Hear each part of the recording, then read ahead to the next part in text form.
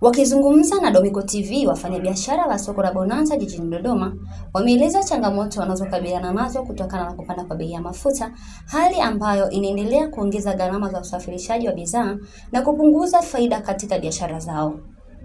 Naitwa Moses Christopher, ni mwenyeji wa hapa Dodoma mjini. Ni mfanyabiashara mjasiriamali soko la Bonanza, nauza matunda. Swala la mafuta, bei ya mafuta kwa kweli imetuathiri pakubwa sana, maana imesababisha bidhaa kupanda, lakini pia hata kwetu wajasiriamali usafirishaji umekuwa mgumu sana, maana bei za usafirishaji zimepanda maradufu tofauti na mwanzo. Kwa hiyo imetuathiri pakubwa sana, na bidhaa zetu zimepanda kidogo kulingana na hali halisi iliyopo ya kupanda kwa mafuta.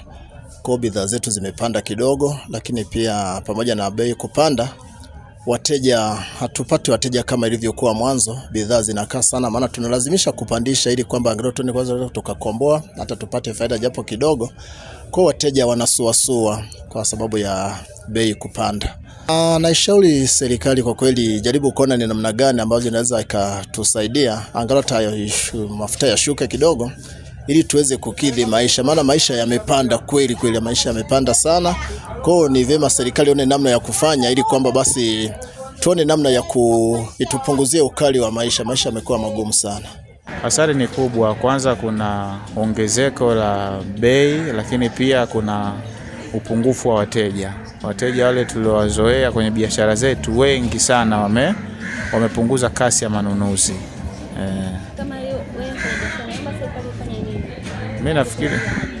Mimi nafikiri serikali cha kwanza kabisa ni jikite tu kwenye maoni ya wadau wengi ambao naona pia yanatija.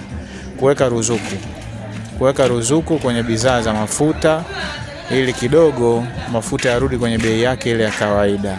Lakini pia kutoa elimu kwa kiasi kikubwa sana kwa watu, kwa sababu watu wengi sana wameingia hofu kwenye kufanya manunuzi ya baadhi ya bidhaa. Wanajikita sana kwenye bidhaa muhimu sana.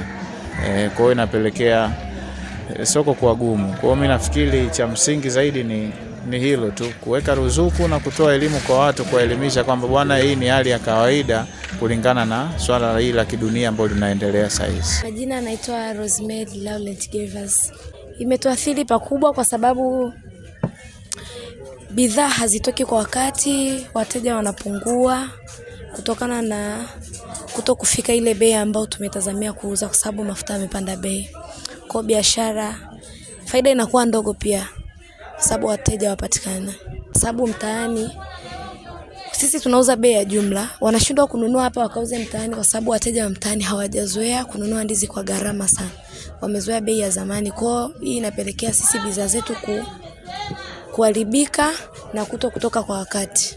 Tunauza bei ya jumla 120, 100 ndizi, lakini sasa hivi natupekea kuuza bei ya juu. Tusaidie mafuta siongezeke bei ili tuweze kutoa bidhaa kwa wakati na kuuza kwa bei ya kawaida. Naam, mtazamaji wa Domiko TV umetoka kuwatazama baadhi ya wafanyabiashara walivyotoa maoni yao kuhusiana na bidhaa kupanda kutokana na bei ya mafuta. Ni mimi Naila Kando wa Domiko TV.